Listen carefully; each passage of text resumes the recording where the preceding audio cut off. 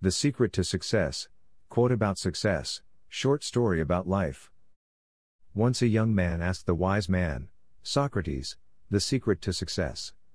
Socrates patiently listened to the man's question and told him to meet him near the river the following day for the answer.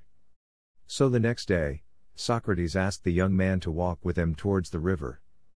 As they went in the river, the water got up to their neck. But to the young man's surprise, Socrates ducked him into the water. The young man struggled to get out of the water, but Socrates was strong and kept him there until the boy started turning blue. Finally, Socrates pulled the man's head out of the water. The young man gasped and took a deep breath of air. Socrates asked, "What did you want the most when your head was in the water?" The young man replied, "Air." Socrates said, "That is the secret to success. When you want success as badly as you wanted the air while you were in the water, then you will get it. There is no other secret." Moral of the short story. A burning desire is the starting point of all accomplishment.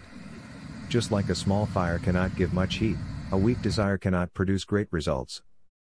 Please, like, share and follow for everyday motivation. Thank you.